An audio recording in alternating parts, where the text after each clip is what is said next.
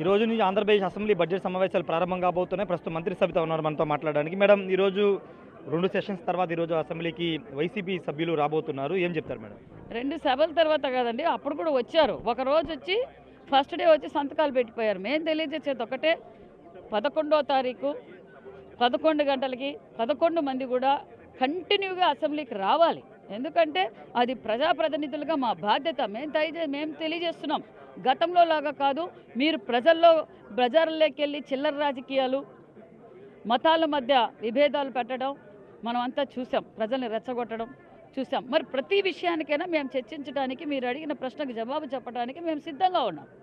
మీలో ఏమన్నా క్లారిటీ ఉంటే, మీలో ఏమన్నా చిత్తశుద్ధి ఉంటే, మీకేమన్నా బాధ్యత ఉంటే మీరు ఖచ్చితంగా 11 మంది అసెంబ్లీకి రావాలి. కూటమి ప్రభుత్వం జవాబు చెప్పడానికి సిద్ధంగా ఉంది. మేము ఈ 18 నెలలు అంటే ఈ మధ్య కాలంలో మేము చేసిన అభివృద్ధి కార్యక్రమాలు కావచ్చు, మేము చర్చించడానికి సిద్ధంగా ఉన్నామన్న విషయం తెలియదు. మేడం, ఒకటి అంటే పదే జగన్ గారు పార్టీ ఎమ్మెల్యే చెప్తుంది, అసెంబ్లీకి వస్తాం కానీ తగినంత సమయం ప్రతిపక్ష నేతకి ఇచ్చేంత సమయం మాకు ఎవరు అనేది ప్రధానంగా వాళ్ళు చెప్పారు. ప్రతిపక్ష నేతగా ఎవరు అవకాశం ఇస్తారండి?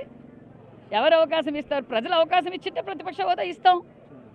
ఇప్పుడు వచ్చి ఉండేది పులివెందుల ప్రజల కోసమైనా రావాలి కదా.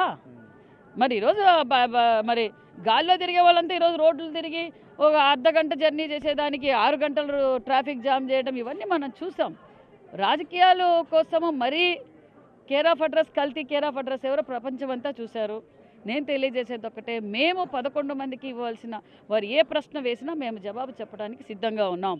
మేము ప్రతిపక్షంలో ఉన్నప్పుడు కూడా మేము అసెంబ్లీకి వెళ్ళి ప్రజా సమస్యల గురించి, మీరు చేస్తున్న తప్పు ఇది అని, ఆ రోజు రాజధాని గురించి కావచ్చు, పోలవరం గురించి కావచ్చు, మీరు చేస్తున్న తప్పు ఇది, ఆ రోజు తప్పుల మీద తప్పులు చేస్తున్నారని ముఖ్యమంత్రి అంటే ఆనాటి ప్రతిపక్ష నేత చంద్రబాబు నాయుడు గారు ఎప్పటికప్పటికి వాళ్ళకి తెలియజేశారు. ఎన్ని అవమానాలు చేసినా, భూనమ్మ గారిని ఏ విధంగా అవమానించారో చూసాం, చంద్రబాబు నాయుడు గారు ఏ విధంగా అవమానించారో చూసారు, అచ్చెన్నాయుడు గారు ఏ విధంగా అవమానించారో చూసాం.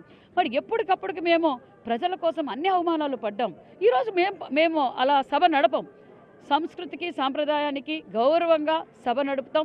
కుటుంబ సభ్యులందరూ కూర్చొని చూసేలా, భావితరాల భవిష్యత్తు కోసం మా సభ అధ్యక్షులు ముఖ్యమంత్రి గారు, మా స్పీకర్ గారు సభ సక్రమంగా నడుపుతారు. ఖచ్చితంగా వాళ్ళకు కూడా మైక్ అవకాశం ఇస్తామన్న విషయం కూడా తెలియజేస్తాం. మేడం, అంటే వైసీపీ సభ్యులు గత సెషన్స్కి రాకుండానే దొంగచాటుకు వచ్చి సంతకాలు పెట్టి వెళ్ళి జీతభత్యాలు తీసుకుంటున్నారని స్పీకర్ చెప్పారు. దానిలో భాగంగానే డిజిటల్ అటెండెన్స్ అనేది, ఫేషియల్ రికగ్నిషన్ అటెండెన్స్ అనేది ఈరోజు ఇంప్లిమెంట్ చేయబోతున్నారు.